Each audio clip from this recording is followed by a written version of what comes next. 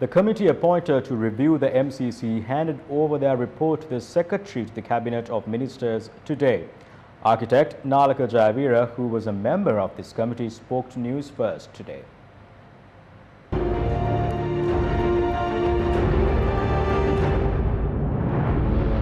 What is the main point in your report?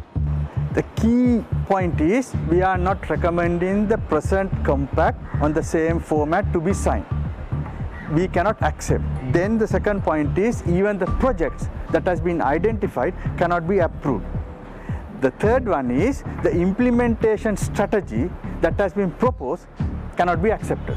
So what we are technically saying is all these three pillars are included in the MCC compact, and we are not recommending to sign this compact as it is given in format. A main factor that has been spoken on the political arena is, yes, this MCC is bad. If it's an amended version, it's okay. You are also saying something similar. Yes, it's like this. We are not against any country or any agency or any person. What our assignment was to just to look at the thing in technically.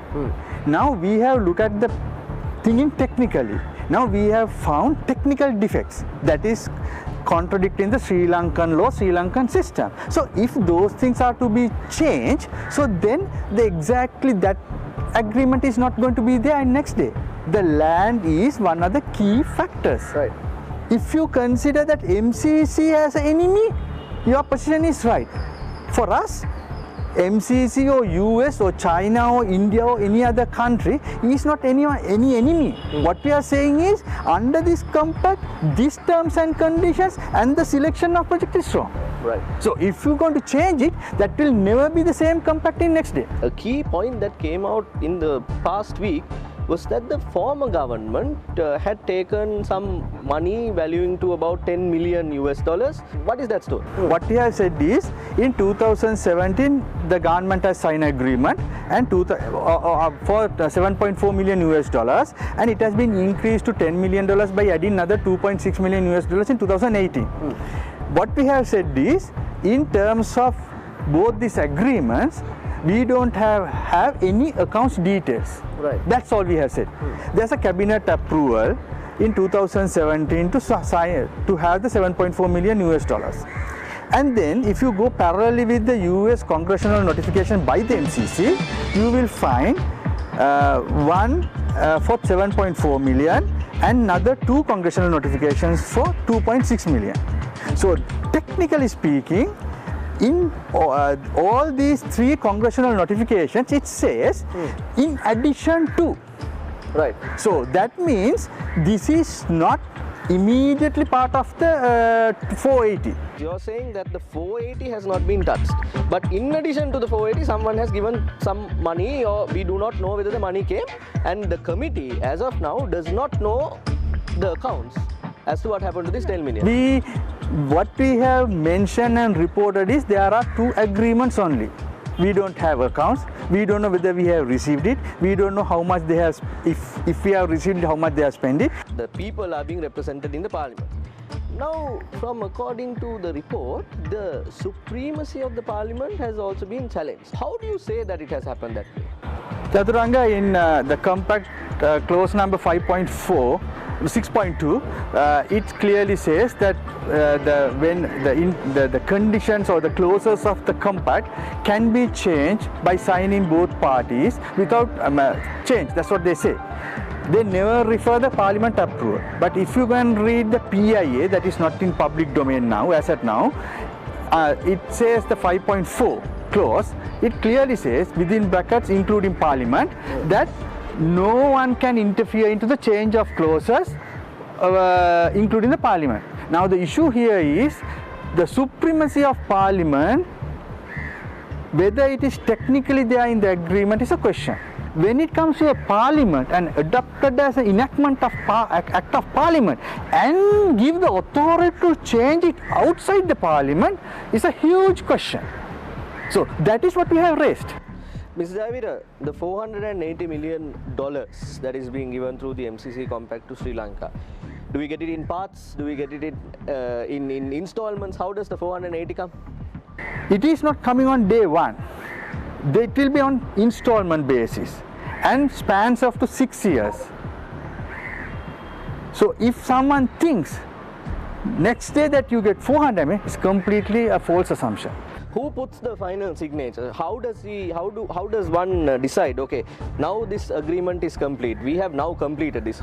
Who puts the final signature? Chaturanga, this is inside information, whether I should say or not, let me say. It's like this. This originally has been drafted to sign by the Minister of Finance, then Minister of Finance, Honorable Mangal Samavira. But we found certain information saying that this should, because it is going to the area of national agreement, the foreign minister's signature also should be there and approval should be there. That's a different story. It has never come to the public. I will keep myself. So subject to that, if the foreign minister signs it, technically it is starting point what we think. But in this particular agreement it says after signing it, it should go to the parliament. Now when it comes under the parliament, if the parliament approves as a bill, the act, then what will happen is there's an opinion has to be done by the Attorney General to the effect that this can be implemented without any legal implications in this country. USA and Sri Lanka have worked together, but in this particular MCC case, everyone is worried about it. Why is MCC so scary? I think, Chaturanga, I answered the question partly. It's like this: all the other projects never intended or never had any clause to be enacted as Act of Parliament. That's number one. Because when you enact as an Act of Parliament, it becomes part of the law of this country. Now, USA have provided many assistance, many donations, but it has worked within the given Sri Lankan legal framework and it has been completed or successfully ended. But this is not that. This is penetrating into the Sri Lankan legal system. By the 19th Amendment, we brought in a Procurement Commission. Now, we are admitting that the National Procurement Commission has no role to play in this whole deal, and it is going to be enacted. Right. So, we have one act to say the National Procurement, there's another act says we don't accept the National Procurement Commission guidelines. Right. Where do we stand?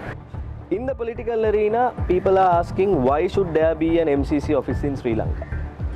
In the political arena, people are questioning this because incidents have happened, according to your report, according to the other Jayavira in the committee, in Honduras and Madagascar, especially where situations where the MCC or the US intervention has not reduced. That same question can be applied here. Why are they still here? Let me say, Chaturanga, I am not a politician, but it's like this. If you are referring the Sri Lankan MCC team, that was their, say, Compact Development Team CDT, they were stationed in Araligaha Mandira, but as at now they are not there. They handed over all the documents to us for us to do, and they are no more there. I am not sure whether the American embassy is having a MCC team, but that is beyond committee as well as the government. American can have any amount of people saying this team and that team. That's beyond our control. Now, if you answer the question, yes, they can have it, but it doesn't work because you are saying that there's a team. You can pay and keep and employ people and pay the salaries, but they will never do anything because Sri Lanka, the asset now, we cannot sign the compact given format. Okay, final question. You are saying from the Sri Lankan perspective, we cannot sign the current MCC. That is what the committee report says. Will the US amend it? That, of course, up to the US to decide. But in your opinion? It's like this. This is outside as being a committee member.